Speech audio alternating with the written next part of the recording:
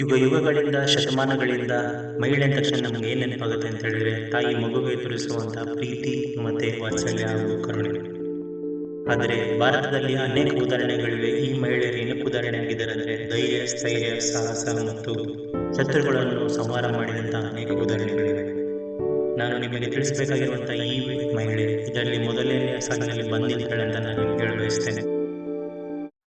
ಒನಕೆ ನಮ್ಮ ಮನೆಯಲ್ಲಿ ಹಳೆ ಕಾಲದಲ್ಲಿ ಯೂಸ್ ಮಾಡಿಕೊಂಡು ಮನೆಯಲ್ಲಿ ಕಾಳು ಕೂಟಕ್ಕೆ, ಖಾರ ಕೂಟಕ್ಕೆ, ಮಸಾಲೆ ಮಾಡೋಕ್ಕೆ ಯೂಸ್ ಮಾಡ್ತೇನೆ. ಆದರೆ ಈ ವೀರ ಧೀರ ದಿಟ್ಟ ಮಹಿಳೆ ಇದನ್ನು ಯೂಸ್ ಮಾಡಿಕೊಂಡು ಶತ್ರುಗಳ ಸಂಹಾರ ಮಾಡಿದ್ದಾರೆ ಅಂದರೆ ನೀವು ನಂಬ್ತೀರಾ? ನಂಬಲೇಬೇಕು. ಒನಕೆ ಅಂದ ತಕ್ಷಣ ನಾನು ಯಾರ ಬಗ್ಗೆ ಮಾತಾಡ್ತಾ ಇದ್ದೀನಿ ಅಂತ ಕೆಲವು ಜನರಿಗೆ ಗೊತ್ತಾಗಿರುತ್ತೆ. ಅದು ಬೇರೆ ಯಾರೂ ಅಲ್ಲ, ನಮ್ಮ ಚಿತ್ರದುರ್ಗದ ವೀರ ವನಿತೆ ಒಬ್ಬವ. ವೆಲ್ಕಮ್ ಟು ಮೈ ಚಾನಲ್ ಇತಿಹಾಸಕಾರ.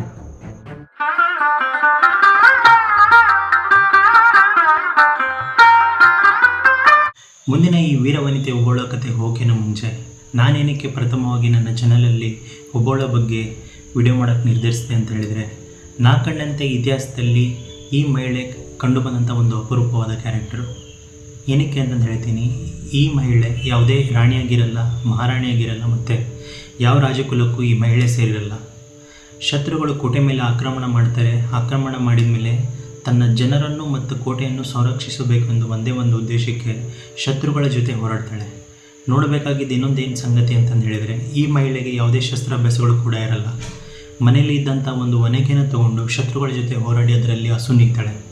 ಅದಕ್ಕಾಗಿ ಇವಳು ಕಂಡು ಬಂದಂಥ ಒಂದು ಅಪರೂಪವಾದ ಕ್ಯಾರೆಕ್ಟರು. ಬನ್ನಿ ತಿಳ್ಕೊಳ್ಳೋಣ ಸಂಪೂರ್ಣವಾಗಿ ಈ ಒನಕೆ ಒಬ್ಬವಳ ಬಗ್ಗೆ. ನಾನು ಹೇಳ್ತಿರುವಂಥ ಈ ಕತೆ ನಡೆದಿರೋದು 18ನೇ ಶತಮಾನದಲ್ಲಿ, ಸುಮಾರು 350 ವರ್ಷಗಳ ಹಿಂದೆ. ಆ ಕಾಲದಲ್ಲಿ ಈ ಕೋಟೆನ ಆಳ್ತಾರಂಥ ನಾಯಕ ಯಾರು ಅಂತಂದು ಹೇಳಿದರೆ ವೀರಮದಕರಿ ನಾಯಕರು. 1742ರಿಂದ 1782ರವರೆಗೂ ಈ ಕೋಟೆಯನ್ನು ಸುಭದ್ರವಾಗಿ ಆಳ್ತಾರೆ. ಈ ಕೋಟೆನ ಎಷ್ಟು ಸುಭದ್ರವಾಗಿ ಕಟ್ಟಿರ್ತಾರೆ ಅಂತಂದು ಹೇಳಿದರೆ, ಈ ಕೋಟೆನ 7 ಸುತ್ತಿನ ಕೋಟೆ ಮತ್ತು ಅಭೇದ್ಯ ಮತ್ತು ಉಕ್ಕಿನ ಕೋಟೆ ಅಂತ ಕೂಡ ಕರೀತಾ ಇರ್ತಾರೆ. ಗುಡಿಕೋಟೆ. ಈ ಗುಡಿಕೋಟೆ ಒಬ್ಬವಳ ತವರ ಮನೆ ಆಗಿರುತ್ತೆ. ಅವರ ತಂದೆ ಹೆಸರು ಚಲುವಾದಿ ಕಾಳೆ ಚೆನ್ನಯ್ಯ ಅಂತಂದೇಳಿ. ಈ ಚೆನ್ನಯ್ಯ ಅವರಿಗೆ ಇನ್ನೂ 2 ಮಕ್ಕಳು ಕೂಡ ಇರ್ತಾರೆ. ಒಬ್ಬನ ಹೆಸರು ಕುದುರೆಪ್ಪ ಅಂಥೇಳಿ, ಇನ್ನೊಬ್ಬನ ಹೆಸರು ತಿಮ್ಮಣ್ಣ ಅಂತಂದೇಳಿ. ಈ ಗುಡಿಕೋಟೆ ಪಾಳೆಗಾರರ ನಡುವೆ ಮತ್ತು ಚಿತ್ರದುರ್ಗದ ಪಾಳೆಗಾರರ ನಡುವೆ ಒಂದು ವೈರತ್ವ ಇರುತ್ತೆ. ಅವಾಗವಾಗ ಈ 2 ಪಾಳೆಗಾರರ ನಡುವೆ ಯುದ್ಧ ಆಗ್ತಾ ಇರುತ್ತೆ. ವೀರಮದಕರಿ ನಾಯಕರು ಈ ವೈರತ್ವವನ್ನು ಕಡಿಮೆ ಮಾಡಬೇಕು ಅಂತಂದು ಹೇಳಿ ಗುಡಿಕೋಟೆಯಲ್ಲಿ ಹೆಣ್ಣು ತೊಗೊಂಬಂದು ಮದುವೆ ಆಗ್ತಾರೆ. ವೀರಮದಕರಿ ನಾಯಕರು ಮದುವೆ ಆದಮೇಲೆ ಈ ಗುಡಿಕೋಟೆ ಮತ್ತು ಚಿತ್ರದುರ್ಗದ ನಡುವೆ ವೈರತ್ವ ಎಲ್ಲ ಕಡಿಮೆ ಆಗಿ ಸಂಬಂಧಗಳು ಬೆಳೆಯೋಕ್ಕೆ ಸ್ಟಾರ್ಟ್ ಆಗುತ್ತೆ. ಹಾಗೆ ಜನಸಾಮಾನ್ಯರಲ್ಲೂ ಕೂಡ ಈ ಮದುವೆ ಸಂಬಂಧಗಳು ಈ ಗುಡಿಕೋಟೆ ಮತ್ತು ಚಿತ್ರದುರ್ಗದ ನಡುವೆ ನಡೆಯೋಕ್ಕೆ ಸ್ಟಾರ್ಟ್ ಆಗುತ್ತೆ. ಒಬ್ಬಳನ್ನು ಮುದ್ದು ಹನುಮಂತಪ್ಪ ಅಂತ ಒಬ್ಬರಿಗೆ ಮದುವೆ ಮಾಡಿಕೊಡ್ತಾರೆ. ಆ ಮುದ್ದು ಹನುಮಂತಪ್ಪ ಬೇರೆ ಯಾರೂ ಆಗಿರಲ್ಲ, ಈ ಚಿತ್ರದುರ್ಗ ಕೋಟೆಯ ಕಾವಲುಗಾರ ಆಗಿರ್ತಾನೆ. ಚಿತ್ರದುರ್ಗ ಕೋಟೆಯನ್ನು ಆಳ್ತಾ ಇರುವಂಥ ವೀರಮದಕರಿ ನಾಯಕರು ಪ್ರಜೆಗಳನ್ನು ಮಕ್ಕಳಂತೆ ನೋಡ್ಕೊತಾ ಇರ್ತಾರೆ. ಹಾಗೆ ಪ್ರಜೆಗಳು ರಾಜನ ಜೊತೆ ಅನ್ಯೋನ್ಯವಾಗಿದ್ಕೊಂಡು ಸುಖ ಸಮೃದ್ಧಿಯಿಂದ ಈ ಕೋಟೆಯಲ್ಲಿ ಬಾಳ್ತಾ ಇರ್ತಾರೆ.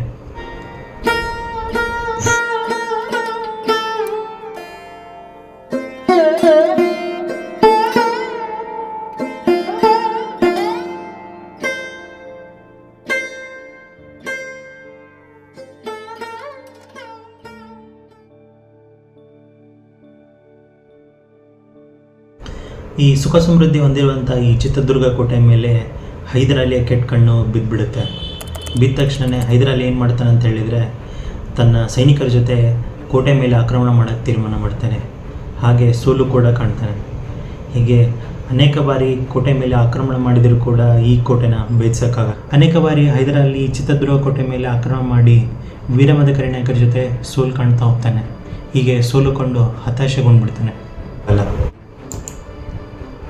ಭಾರತ ಇತಿಹಾಸದಲ್ಲಿ ಅನೇಕ ಉದಾಹರಣೆಗಳನ್ನು ನಾವು ಕೇಳಿದ್ದೀವಿ.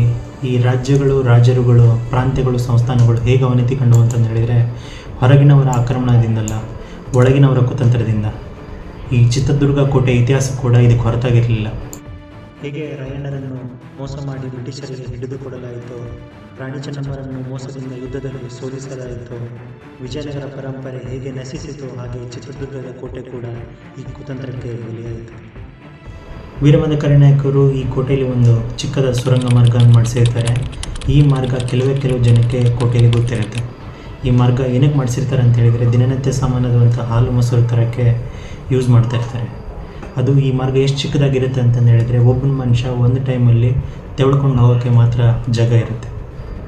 ಈ ವಿಚಾರ ತಿಳಿದಂಥ ಕುತಂತ್ರಿಗಳು ದುರಾಸೆಗೋಸ್ಕರ ಹೈದರಾಲಿ ಬಳಿ ಹೋಗಿ ಈ ಸೀಕ್ರೆಟ್ ಆಗಿರುವಂಥ ಮಾರ್ಗದ ಬಗ್ಗೆ ಇನ್ಫಾರ್ಮೇಷನ್ ಕೊಟ್ಬಿಡ್ತಾರೆ.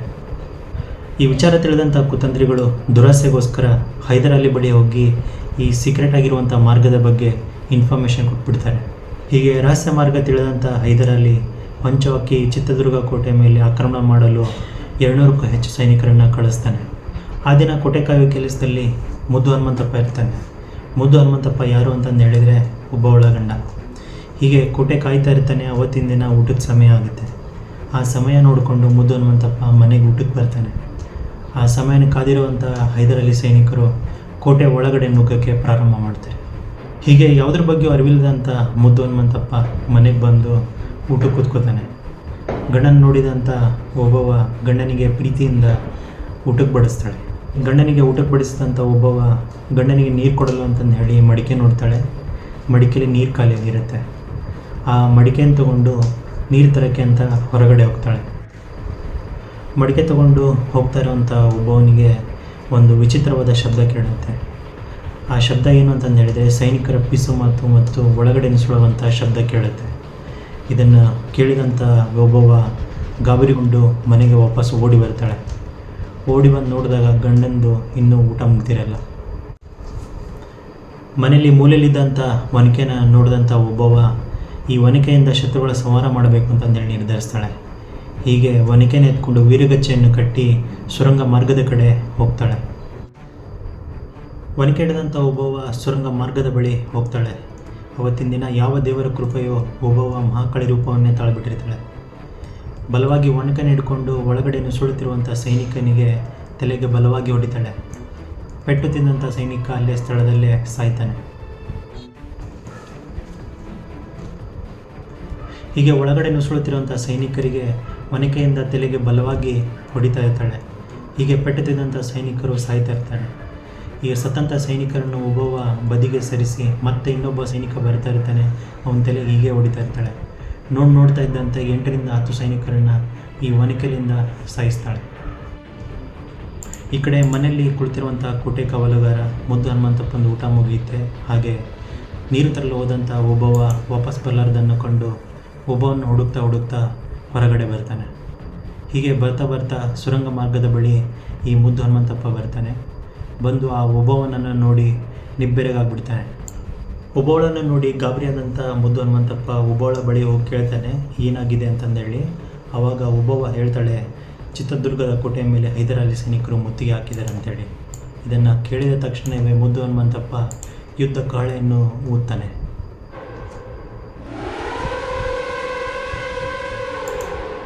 ಹೀಗೆ ಯುದ್ಧ ಕಾಳೆ ಕೇಳಿದಂಥ ವೀರಮದಕರಿ ನಾಯಕರು ಮತ್ತು ಸೈನಿಕರು ಓಡೋಡಿ ಬಂದು ಈ ಹೈದರಾಲಿ ಸೈನಿಕರ ಜೊತೆ ಯುದ್ಧಕ್ಕೆ ನಿಲ್ತಾರೆ. ಹಾಗೆ ಈ 2 ಸೈನ್ಯಗಳ ಮಧ್ಯೆ ಒಂದು ದೊಡ್ಡ ಯುದ್ಧ ನಡೆಯುತ್ತೆ. ಈ ಯುದ್ಧದಲ್ಲಿ ಮತ್ತೆ ಹೈದರಾಲಿ ಸೈನಿಕರು ಸೋಲನ್ನು ಕಾಣ್ತಾರೆ. ಈ ಯುದ್ಧದಲ್ಲಿ ವೀರಮದಕರಿ ನಾಯಕರ ಸೈನ್ಯ ಗೆಲುವು ಸಾಧಿಸುತ್ತೆ. ಆದರೆ ಒಬ್ಬವ ಈ ಕಾಳಗದಲ್ಲಿ ತುಂಬ ಗಂಭೀರವಾಗಿ ಗಾಯಗೊಳ್ತಾಳೆ.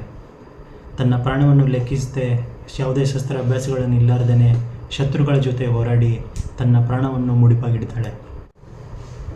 ತೀವ್ರವಾಗಿ ಗಾಯಗೊಂಡಂಥ ಒಬ್ಬವನನ್ನು ವೀರಮದಕರಿ ನಾಯಕರು ನೋಡ್ತಾರೆ. ತಕ್ಷಣವೇ ಒಬ್ಬಳನ್ನು ಅರಮನೆಗೆ ಕರ್ಕೊಂಡೋಗಿ ಚಿಕಿತ್ಸೆ ಕೊಡಿಸಲು ಪ್ರಾರಂಭ ಮಾಡ್ತಾರೆ. ಆದರೆ ಚಿಕಿತ್ಸೆ ಫಲಕಾರಿಯಾಗದೆ ಕೆಲವು ತಿಂಗಳ ನಂತರ ಒಬ್ಬವ ಈ ಗಾಯಕ್ಕೆ ತುತ್ತಾಗಿ ಸಾವನ್ನಪ್ತಾಳೆ. ಹೀಗೆ ಸಾಮಾನ್ಯವಾದಂಥ ಒಂದು ಮಹಿಳೆ ವೀರವನಿತೆ ಒಬ್ಬವ ಆದ ಕಥೆ. ಯಾವುದೇ ಸ್ವಾರ್ಥವಿಲ್ಲದೇ ಕೇವಲ ತನ್ನ ಜನರ ರಕ್ಷಣೆಗಾಗಿ ಮತ್ತು ಕೋಟೆ ರಕ್ಷಣೆಗಾಗಿ ಶತ್ರುಗಳ ಜೊತೆ ಹೋರಾಡಿ ಪ್ರಾಣವನ್ನೇ ಅರ್ಪಣೆ ಮಾಡಿಬಿಡ್ತಾಳೆ. ಹೀಗೆ ಚಿತ್ರದುರ್ಗ ಕೋಟೆಯಲ್ಲಿ ಬಂಡೆಗಳು ಗಟ್ಟಿಯಾಗಿ ನಿಂತ್ಕೊಂಡಿದ್ದವು. ಹಾಗೆ ಈ ಚಿತ್ರದುರ್ಗದ ವೀರವನಿತೆ ಒಬ್ಬವನ ಹೆಸರು ಇತಿಹಾಸದಲ್ಲಿ ಅಮರವಾಗಿ ಉಳಿಯುತ್ತೆ.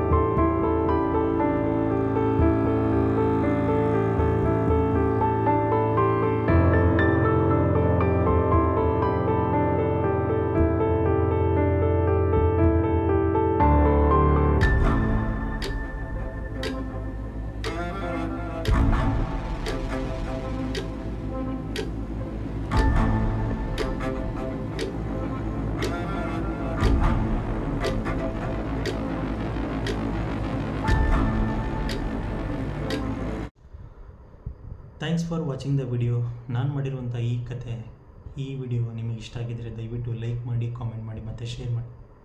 ಹಾಗೆ ಇನ್ನೊಂದು ಇತಿಹಾಸದ ಕಥೆ ಜೊತೆ ಮತ್ತೊಂದು ವಿಡಿಯೋದಲ್ಲಿ ನಿಮಗೆ ಸಿಗ್ತಾನೆ. Thank you.